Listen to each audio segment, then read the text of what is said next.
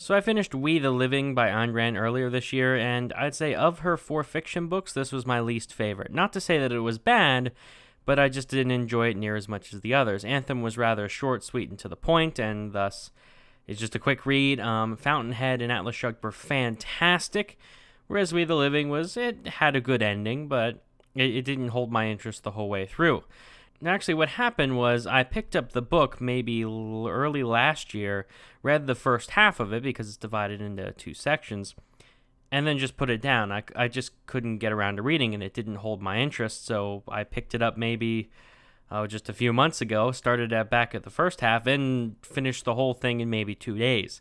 So for me, the second half was infinitely better than the first half. In fact, I would even go so far as to recommend maybe it would be better to read a Cliff Notes or Spark Notes version of the first half and then actually go ahead and read the other half, because the first is just not too much happens, and it didn't really hold my interest. Although the second part was just, I thought it was fantastic. Not as good as Atlas Shrugged or The Fountainhead, but it was very interesting.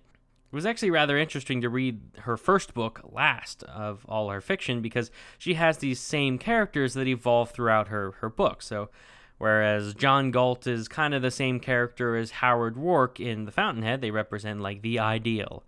And in the case of We the Living, I would say that character Leo is a very early template of the future John Galt.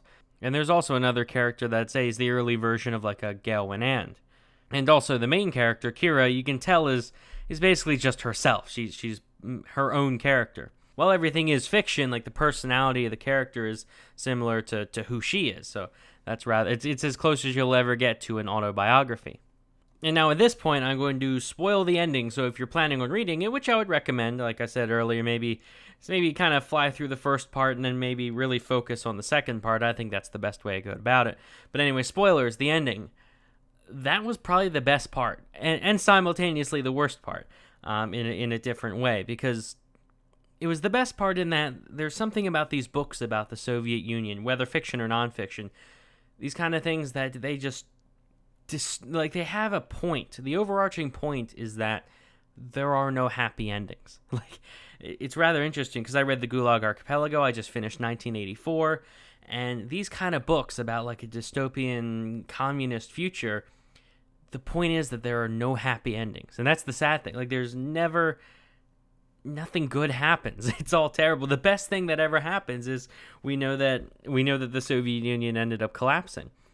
But it's just interesting I won't go into too much detail, but that's how it ends. It's a sad ending on pretty much all parts. It's just terribly depressing, and I think that was probably the best ending. Like, it's the best ending it could have been, because the point was it was a bad ending, that there are no good things happening here. That a communist society of this kind will just destroy everything it touches. But yeah, I'd say I recommend to read her other stuff first if you're interested in her work. Save this for the last. If you're someone that's not really interested in Ayn Rand, then don't read it. Like, read maybe Atlas Shrugged and see what you think of it. If you're not really a fan of her, then you won't like it. But let me know what you think in the comments. If you read the book, let me know what you thought of the book. Like the video if you enjoyed. Subscribe for more. Helps me out a lot. And thanks for watching.